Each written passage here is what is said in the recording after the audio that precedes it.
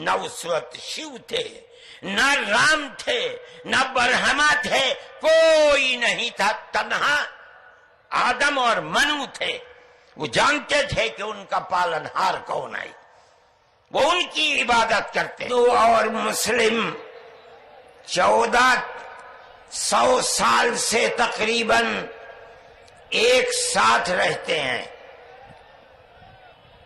ہمارا کوئی اختلاف نہیں۔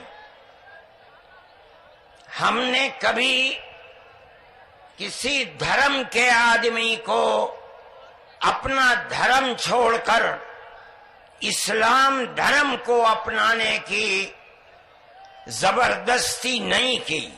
ہم نے ملک کی آزادی کے بعد بدقسمتی سے ملک کی تقسیم کے بعد سے ہم نے اس ملک کے اندر آپس کے اختلاف کو دیکھا، یہاں تک کہ اختلاف ہوتے ہوتے حکومتیں بدلتے بدلتے حکومت بی جے پی کی آئی۔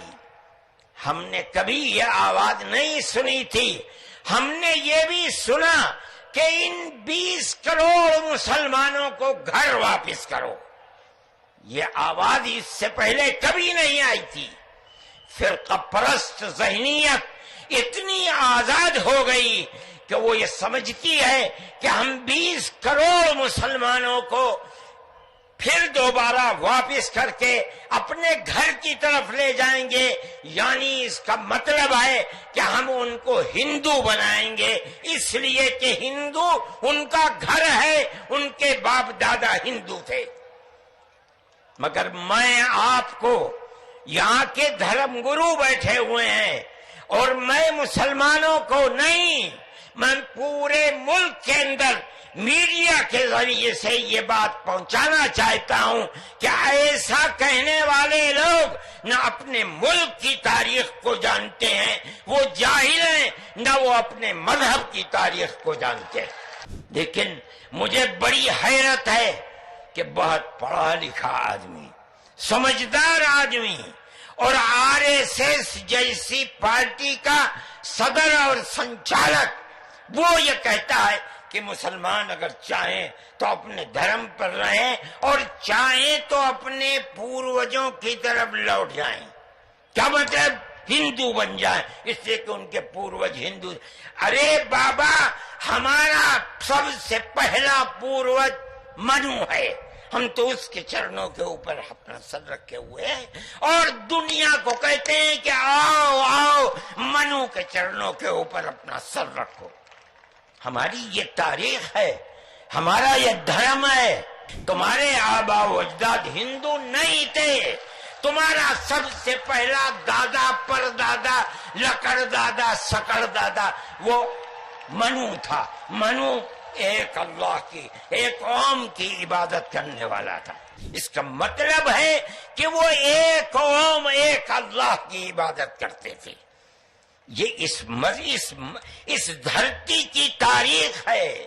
نہ اس وقت شیو تھے، نہ رام تھے، نہ برہما تھے، کوئی نہیں تھا، تنہا آدم اور منو تھے۔ وہ جانتے تھے کہ ان کا پالنہار کون ہے، وہ ان کی عبادت کرتے تھے۔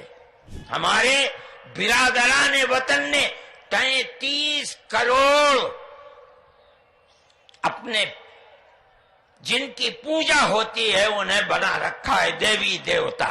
ہم نے 360 دیوی دیوتا بنا رکھے تھے۔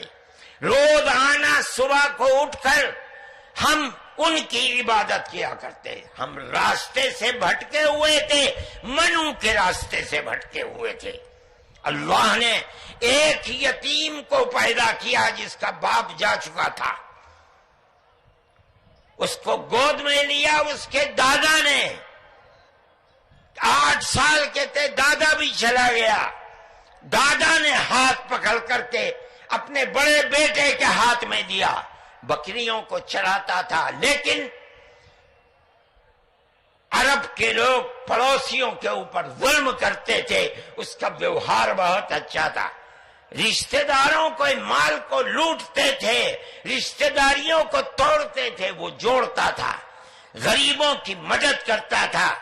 ان کے بوجھ کو اپنے سر پر لیتا تھا، سچ بولتا تھا، جھوٹ نہیں بولتا تھا، کسی کی امانت کے اوپر دست درازی نہیں کرتا تھا۔ جب وہ 40 سال کا ہوا تو اس نے وہی چراغ جو بھارت کی دھرتی پر چلا تھا اس کو عرب میں